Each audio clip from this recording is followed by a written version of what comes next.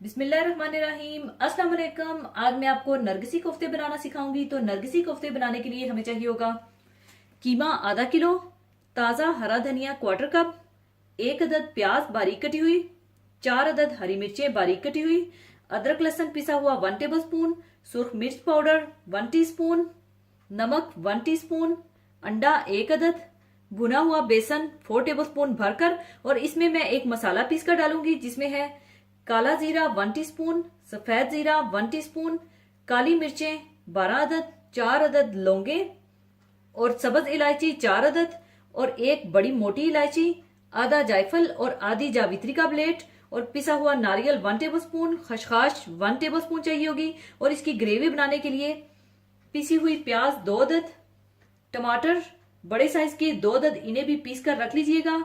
दही half cup, तेल half cup, नमक हस्बे जरूरत, सुर्ख मिर्च पाउडर 1 टीस्पून, धनिया पाउडर हाफ टी स्पून, जीरा पाउडर हाफ टी स्पून, हल्दी पाउडर क्वार्टर टी स्पून, गरम मसाला हाफ टी स्पून, अदरक लहसुन पिसा हुआ 1 टेबल स्पून और उबले हुए अंडे 5 अदद और थोड़ा सा कटा हरा धनिया और हरी मिर्चें चाहिए होगी। तो सबसे पहले मैं इसका मसाला पीस कर रख लूंगी जिसमें है सफेद जीरा, काला जीरा, काली मिर्चें, लौंगे, बड़ी इलायची, छोटी सब्ज इलायची, जायफल और जावित्री, नारियल और खसखस।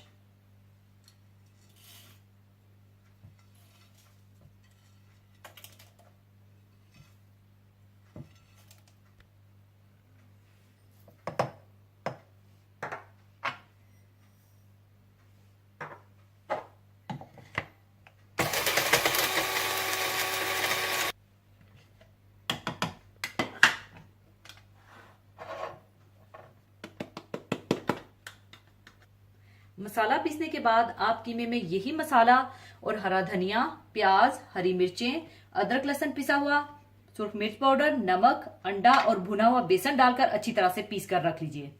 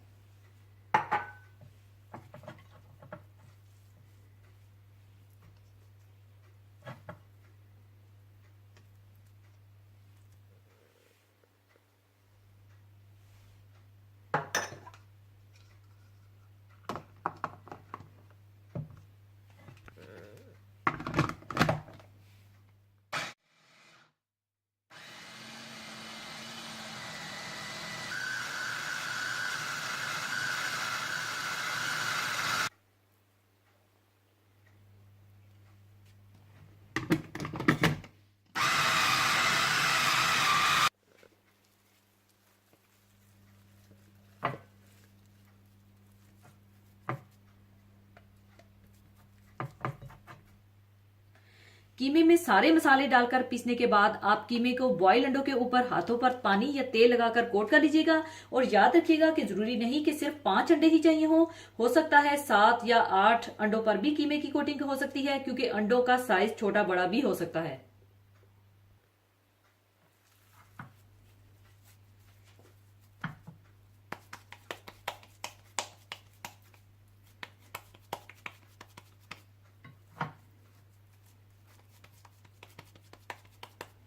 इस तरह से आप दरमियान में अंडा रखें और अच्छी तरह से कोट कर दें।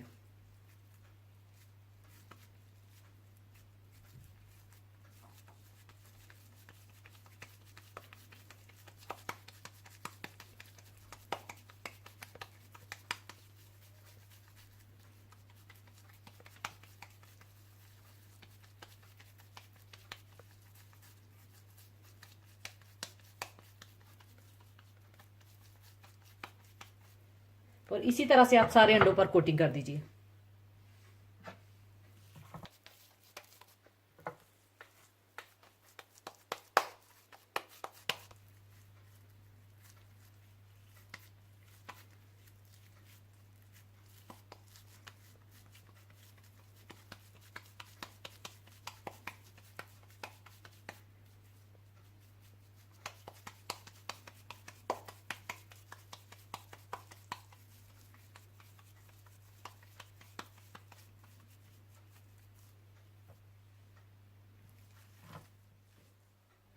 अंडों पर कीमे की कोटिंग करने के बाद आप तेल गर्म कर लीजिएगा और इन्हें डीप फ्राई करके निकाल लीजिएगा। और यहाँ पर मेरे पास 7 अदद अंडे लगे हैं जिन्हें मैंने कोटिंग करके रखा है।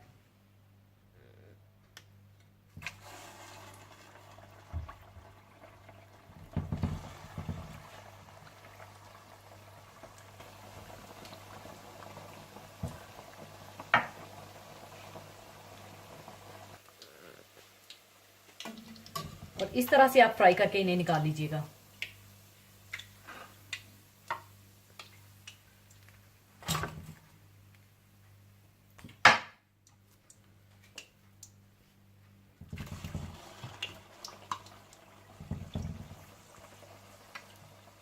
सारे कोफ्ते डीप फ्राई करने के बाद इसकी ग्रेवी बनाने के लिए आप तेल गरम कर लीजिए।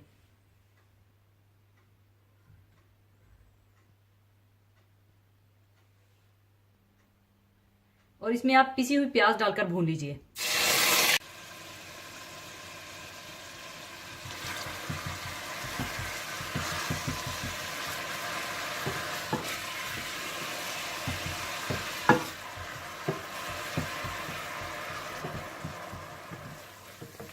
और जब प्याज इस तरह से भुन जाए तो आप इसमें अदरक लहसुन डालकर भून लीजिए।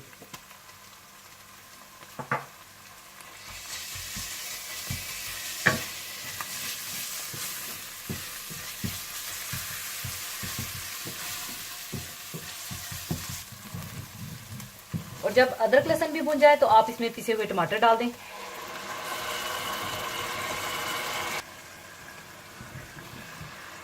अच्छी तरह से मिला लें। और साथ ही इसमें आप डाल दें सुर्ख मिर्च पाउडर, हल्दी पाउडर, धनिया पाउडर, जीरा पाउडर और नमक डालकर अच्छी तरह से भून लें।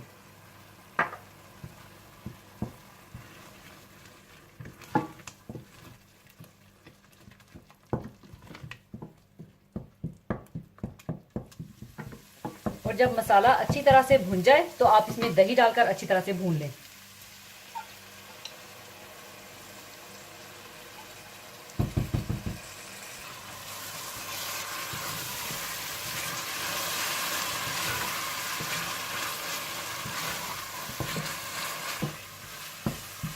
और जब ये मसाला अच्छी तरह से इस तरह से भुन जाए तो आप इसमें इतना पानी डाल दीजिए जितनी आप ग्रेवी रखना चाहते हैं।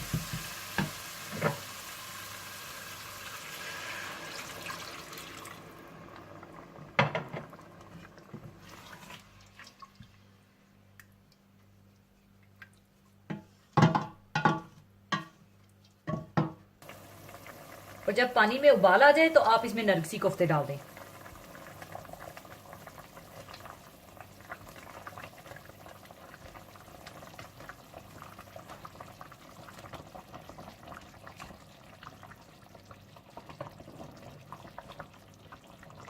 और साथ ही डाल दीजिए हरी मिर्चें और इसे अच्छी तरह से मिला लीजिए।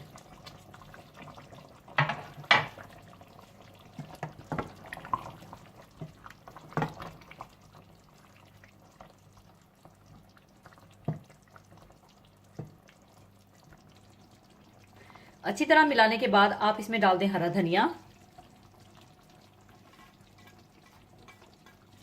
और गरम मसाला और इसे 5 मिनट के लिए बिल्कुल हल्की आंच पर दम लगा दें।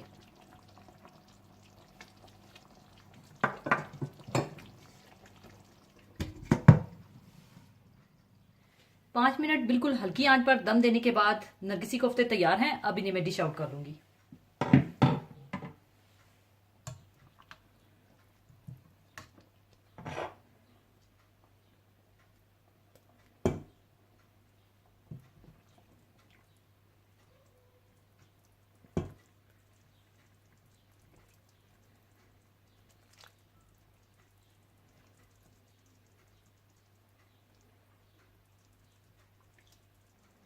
लीजिए, बहुत मजेदार नरगिसी कोफ्ते तैयार हैं। जरूर बनाइएगा। और जाने से पहले एक हदीसे पाक शेयर करना चाहूंगी। हदीसे पाक इस तरह से है। हजरत अबू हुरैरा रजी अल्लाह ताला अन्हु से रवायत है कि रसूलुल्लाह सल्लल्लाहु अलैहि वसल्लम ने इरशाद फरमाया कि अपने घरों को मकबरे ना बना लो, यानी जिस तरह कब्रिस्तानों में मुर्दे जिक्र तलावत नहीं करते और उसकी वजह से कब्रिस्तानों की फिजा जिक्र तलावत के अनवारों आसार से खाली रहती है, तुम अपने घरों को उस तरह ना बना लो, बल्कि घरों को जिक्र तलावत से मामूर रखा करो। और जिस घर में खासकर सूरह बकरा पढ़ी जाए उस घर में शैतान नहीं आ सकता। इस हदीस में रसूलुल्लाह सल्लल्लाहु अलैहि वसल्लम ने फरमाया, कब्रिस्तान में जिस तरह मुर्दे पड़े रहते हैं और कोई अमल करने की कुदरत नहीं रखते, इसी तरह अगर तुम भी अपने घरों में नफल नमाज और तलावत कुरान का एहतमाम नहीं करोगे तो तुम्हारे घर भी कब्रिस्तान और तुम खुद मुर्दों की तरह हो जाओगे। फिर रसूलुल्लाह सल्लल्लाहु अलैहि वसल्लम ने फरमाया, शैतान उस घर से भागता है जिसमें सूरह बकरा पढ़ी जाती है।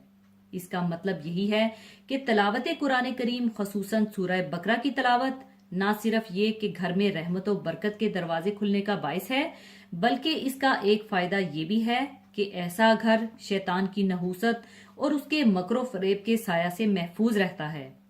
वैसे तो अमूमी तौर पर तलावत कुरान करीम बायस रहमत और बरकत है, मगर इस मौका पर सूरह बकरा को बतौर खास इसलिए जिक्र फरमाया है कि इस सूरत में अल्लाह रब्बुल इज्जत के अस्माओ और अहकाम का बहुत जिक्र है।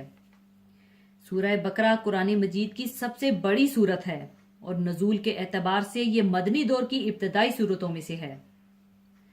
इस्लाम के बुनियादी उसूल अकायद और अहकाम शरीयत का जितना तफसीली बयान इस सूरत में किया गया है, उतना कुरान मजीद की किसी दूसरी सूरत में नहीं किया गया है। इसी हुसूसियत की वजह से इसको कुरान मजीद में सबसे मुकद्दम रखा गया है। इस सूरत के शुरू में ईमान के बुनियादी उसूल, तौहीद, रसालत और आखरत को तफसील से और सूरत के दरमियान में हर शोबा जिंदगी यानी इबादात, मामलात, मुआशरत, इखलाक और इस्लाह, ज़ाहिर व बातिन के बुनियादी उसूल और उसके मुतल्लिक हदायत और सूरत के आखिर में ईमान मुफस्सिल बयान किया गया है। मज़ामीन व मसाइल के एतबार से भी इस सूरत को एक खास इम्तियाज हासिल है। इसका अंदाजा इससे लगाया जा सकता है कि हजरत उमर फारूक रजी अल्लाह ताला अन्हो जैसी शख्सियत ने जब सूरह बकरा को तफसीर के साथ पढ़ा तो उसकी तालीम में 12 साल लगे और हजरत अब्दुल्ला बिन उमर रजी अल्लाह ताला अन्हो ने ये सूरत 8 साल में पढ़ी। अल्लाह ताला हम सबको कसरत के साथ कुरान मजीद की तिलावत की, इसको समझने की और इस पर अमल पैरा होने की तौफीक अता फरमाए। आमीन। इसी के साथ मैं आपसे इजाजत चाहूंगी। अपना बहुत ख्याल रखिएगा, दुआओं में याद रखिएगा। अल्लाह हाफिज।